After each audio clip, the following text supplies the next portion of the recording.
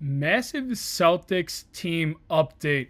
The Boston Celtics have had a lot of things going on behind the scenes, one of them being losing a former Celtics champion, and another having a possible coach coming into practice during training camp here with Media Day and everything going on. A lot of people popping in and out, drawing in a lot of interesting questions for this Boston Celtics team going into next season. Hello, everybody, and welcome back into another video here on Celtics Digest. I'm Patrick Billings, and of course, before we get into anything, guys, if you're loving the content that we're doing over here on Celtics Digest, please go ahead and hit that subscribe button. And without further ado, let's get right into the video. And the first one, of course, is one I did touch on last week. It was one that we expected, definitely a move that has been in the talks for months over the offseason, and that has to do with Al Horford, as of course there were a lot of doubts that the Boston Celtics were going to be able to bring him back to this team next season, with a lot of doubts with Jayson Tatum coming back this season and not really being in the position that he thought would be in contention for a championship, and of course one of the names being the Golden State Warriors as a team to go ahead and go and sign Al Horford. And well, as of a couple days ago, if you guys already didn't see it, Al Horford did sign a deal with the Golden State Warriors, but they did not have the details, and I did see some details come up here from Michael A. Scotto and Hoops Hype, as Al Horford signed a 2-year deal for $12 million, and the second year does have a player option.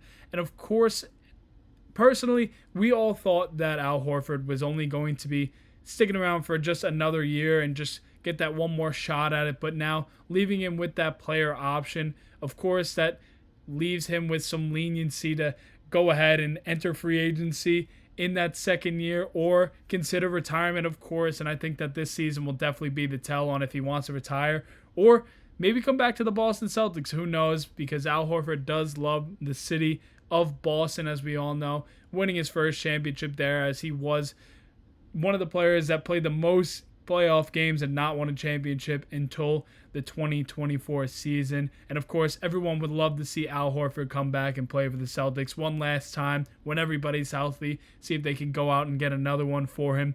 But Al Horford did drop a very nice thing for Boston Celtics fans here right on Twitter and I believe Instagram as well. He said, "From the moment we arrived, you have welcomed my family and I with open arms. This chapter in my career will hold a special place in my heart. Raising banner 18 with this city will be an honor.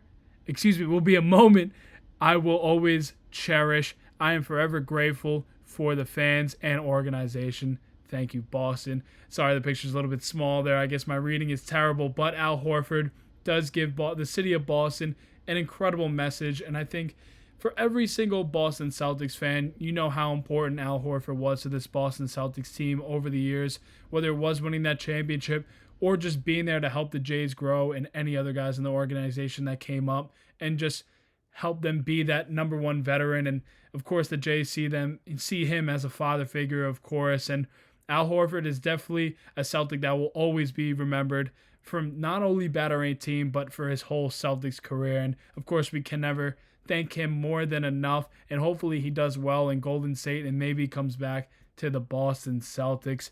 And of course, I did bring up that there was something else going on. And this is something that could be very, very interesting for the Boston Celtics, as they had Media Day going on, having a couple of practices, and there was somebody that showed up that was pretty interesting to me, at least, and probably a lot of you out there. But this is something that the Boston Celtics have done before with Charles Bassey, not really telling everybody who's coming in to the gym. Well, this one ends up being a coach, and it's ex-Grizzlies coach Taylor Jenkins being in Boston today for the Celtics practice, but it's just one of his stops. So Taylor Jenkins, of course, fired from the Memphis Grizzlies. A lot of people were surprised that he was fired, especially at the time being fired last year. It definitely was a surprise for a lot of people in the league. And we have a quote here that he's taking a couple opportunities to come and check out other teams and see how they operate. But this is definitely something interesting down the line, as we've seen the Celtics do this before with Van Gundy, bringing him in, as this is one of one of the things brought up in this article as well.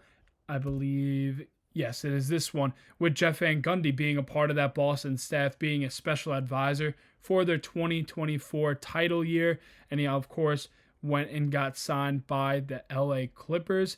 But this is something interesting, being a special advisor. So what that is, you're kind of just looking down at all the operations of the team, whether that's scouting, whether that's player development, or just helping out with offensive or defensive schemes. It's just another coach out there that has a really, good mind and good basketball knowledge to help out with anything around the organization that might need some somehow just really just a push in the back to just be there and just see how this team can grow and just have another type of view on things to what they could do better. So I think that could be a great role for him.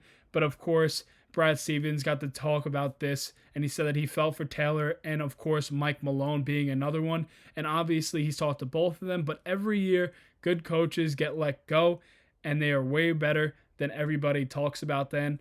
And I'm telling you this because I coached against them, and they were way better than everybody thinks or knows.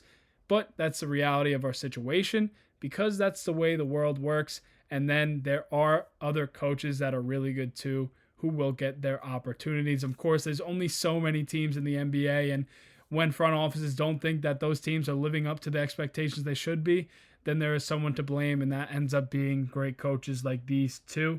But going back to that earlier with the Jeff Van Gundy situation being a special advisor, this is something that could happen for the Boston Celtics. Sign a guy like him, have a great mind in, but they did talk to Xavier Tillman, and it seems like it won't be this year. He's told me, in quote by Xavier Tillman, that he's taking the year off, just spending time with his family. So for now, Jenkins is trip bouncing around the NBA and is the sole contributor to his basketball fix. But if and when he returns to coaching, these practice sit-ins could prove to be very valuable.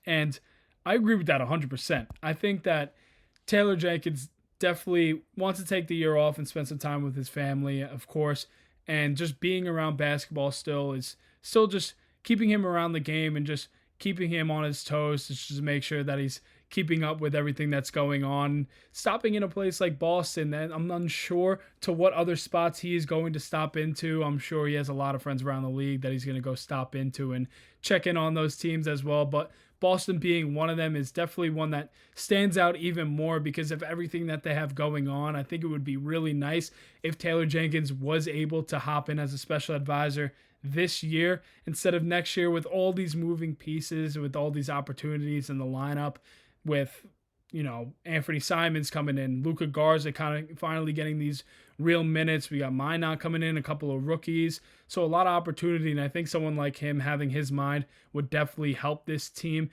down the road this season. But if he is not going to come in and coach this season, next season is still a great year to come in and help out this team go ahead and lift up banner 19.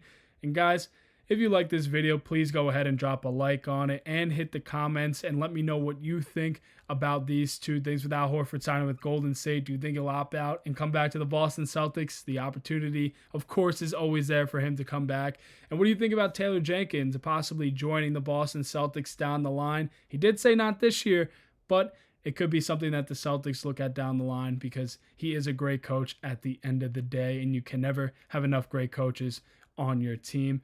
And guys, I want to thank you so much for watching this video. Of course, the season's coming up soon, so you're going to want to stick around and see much more videos from here on Celtics Digest. So with that being said, thank you again for watching the video, and let's go Boston Celtics. Peace out, everybody.